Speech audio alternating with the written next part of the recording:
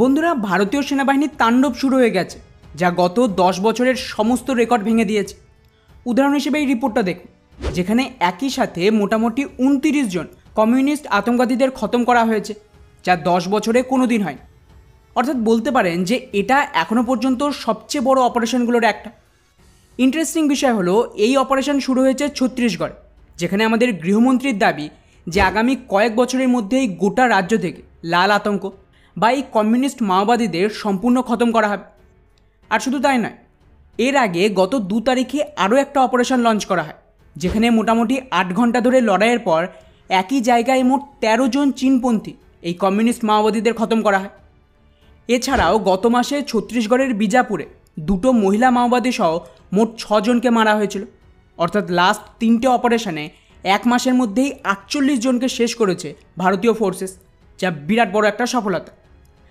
আর আচমকায় এতটা অ্যাগ্রেসিভভাবে এই মুহূর্তে ছত্তিশগড়ে এই অপারেশন লঞ্চ করা হয়েছে যে একের পর এক মারাত্মক এনকাউন্টার করা হচ্ছে। এই নতুন রিপোর্টটা দেখ, যেখানে এই মৃত্যুর সংখ্যা অলরেডি 80 পেরিয়ে গেছে। আর এটা কিন্তু কেবলমাত্র 2024 সালের প্রথম 4 মাসের ডেটা। অর্থাৎ অ্যাভারেজ প্রতি মাসে 20 জন করে মাওবাদীকে শেষ করা হচ্ছে। ফলে স্বাভাবিকভাবে এই হামলার ভয়ে এখন তড়িঘড়ি ওখানকার কমিউনিস্ট মাওবাদীরা হাতিয়ার ফেলে সারেন্ডার করতে শুরু করে দিয়েছে। লেটেস্ট রিপোর্ট অনুযায়ী একদিকে যখন ভারতীয় ফোর্সেস এই 29 জনের বিরুদ্ধে লড়ছিল, ঠিক সেই মুহূর্তে ওদিকে দান্তেওয়াড়াতে আরও 26 জন মাওবাদী সারেন্ডার করে দিয়েছে, যাতে ওরা প্রাণে বেঁচে যায়। কিন্তু সরকার, পুলিশ এবং প্যারামিলিটারি ফোর্স এখানেই থামছে না। এই ভিডিও ফুটেজটা দেখুন, এটা গত 9 তারিখের, যেখানে আমাদের আইটিবিপির সৈনিকরা ছত্তিশগড়ে গত কয়েক দশক ধরে এই চীনপ্রেমী মাওবাদীরা এই আতঙ্কবাদীদের জন্য যে সমস্ত মেমোরিয়াল তৈরি করেছে তাকে খুঁজে খুঁজে ভেঙে গুড়িয়ে দিচ্ছে, যাতে এই সমস্ত দেখে আরও নতুন করে কেউ ইন্সপায়ার হতে না পারে। ওদিকে এই কমিউনিস্ট আতঙ্কবাদীরা তো বরাবরই হিন্দু বিরোধী।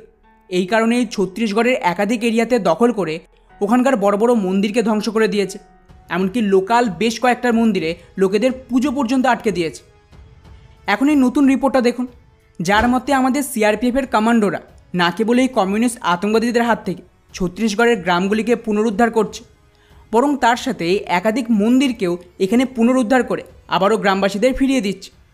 আর এই মুহূর্তে আপনারা একটা ভিডিও ফুটেজও দেখতে পাচ্ছেন, যেখানে ছত্তিশগড়ের একটা বহু পুরনো এবং বড় রাম মন্দির, যেটা এই মাওবাদীরা পুরোপুরি দখল নিয়েছিল, তাকে আবারও উদ্ধার করে সেখানে সৈনিকরা নিজে পুজো দিয়ে আবার এই মন্দিরকে চালু করে দিল, যা 2003 সাল থেকে মোটামুটি 20 বছর ধরে বন্ধ ছিল।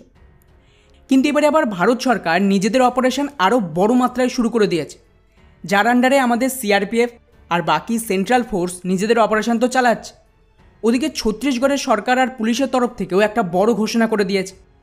এবার থেকে সমস্ত জেলায় জেলায় যারা এই কমিউনিস্ট মাওবাদীদের ইনফরমেশান দিতে পারবে, মানে কোথায় ওরা লুকিয়ে রয়েছে, ওদের হাতিয়ারের স্টোরেজ কোথায়, এই সমস্ত খবর দিলে তাদেরকে 5 লাখ টাকা করে দেওয়া হবে।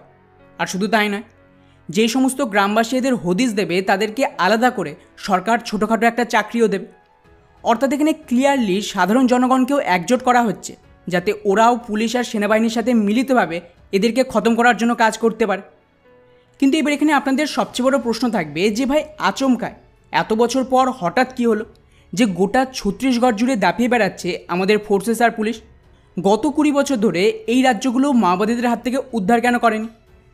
তো বন্ধুরা, এর পেছনে কেন্দ্র সরকারের দাবি যে এখানে নাকি আগে কংগ্রেসের সরকার ক্ষমতায় ছিল, তারাই নাকি অ্যাকচুয়ালি এদেরকে সাপোর্ট দিত। আর সেন্ট্রাল ফোর্স কোনো অপারেশন লঞ্চ করলে সেটা ওখানকার লোকাল পুলিশের সাথেই করতে হবে। আর তাই ওখানকার লোকাল ফোর্স আগে থেকেই ইনফরমেশান লিক করে দিত, যার দরুন মাওবাদীদের বিরুদ্ধে কোনো হামলা করলে ক্ষতি ওদের হতো না, উল্টে আমাদের সৈনিকরাই মারা যেত। এমনকি গত বছর ওখানে মুখ্যমন্ত্রী ভোটের আগে গৃহমন্ত্রীর দাবি ছিল যে ওখানকার সরকার নাকি এই মাওবাদীদের সাহায্য করছে, তাই ওরা ক্ষমতায় এলে ছত্তিশগড়কে মাওবাদী মুক্ত করা হয়। আর এইভাবেই বিজেপির আলাদা আলাদা নেতারা কংগ্রেসের বিরুদ্ধে আরোপ দিয়েছিল যে ওদের কারণেই নাকি মাওবাদী হামলা শুরু হয়েছে। কেউ দাবি করছে যে এই মাওবাদীরা ওখানে ক্ষমতা পাইয়ে দিতে সাহায্য করেছে, তো কোনো নেতার দাবি যে ছত্তিশগড় যেহেতু কংগ্রেসের গড় ছিল, তাই ওরাই এই সমস্ত হামলার পেছনে ছিল। তবে এগুলো কিন্তু সবই বিজেপি বা কেন্দ্র সরকারের দাবি।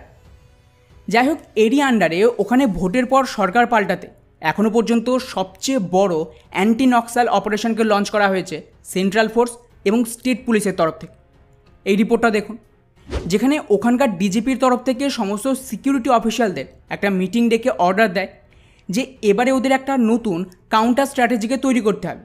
আর এই স্ট্র্যাটেজির আন্ডারেই এখন গোটা রাজ্য জুড়ে মাওবাদীদের বিরুদ্ধে মারাত্মক লেভেলে ক্র্যাকডাউন শুরু হয়ে গেছে। স্পেশালি লোকসভা ভোটের আগে এখানে এই মাওবাদীরা বড় হামলা করার প্ল্যান করছিল, আর ঠিক তার আগেই ভারতীয় ফোর্সেস এই অপারেশনকে লঞ্চ করে ওদের প্ল্যানে জল ঢেলে দেয়। তবে বন্ধুরা, এই অপারেশনের সবচেয়ে বড় সফলতা হলো এখানে যে 29 জনকে খতম করা হয়েছে তার মধ্যে একজন কিন্তু মেন সিপিআইএম কমিউনিস্ট আতঙ্কবাদী লিডার শঙ্কর রাওকেও খতম করা হয়েছে, যে এই এরিয়ার বস ছিল বলতে পারে, যদিও এটা এখনও পুরোপুরি কনফার্ম হয়নি। অন্যদিকে এই অপারেশনের পর ছত্তিশগড়ের মুখ্যমন্ত্রী আর ভারতের গৃহমন্ত্রী অমিত শাহের যা স্টেটমেন্ট এসেছে তাতে মনে হচ্ছে কিন্তু এটা সবে শুরু। ওরা আরও বড় লেভেলে এখানে ক্র্যাকডাউন শুরু করার প্ল্যান করছে। কেননা প্রথম 4 মাসে যদি 80 জন মারা যায় তাহলে আগে কি হবে সেটা তো কল্পনা করাও মুশকিল।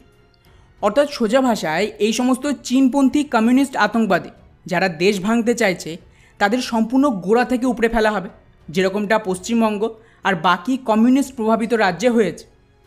বাকি ভারতীয় ফোর্সেসের এই নতুন সফলতাকে নিয়ে আপনাদের কি মনে হয় নিচে অবশ্যই কমেন্ট করে জানাবেন। জয় হিন্দ।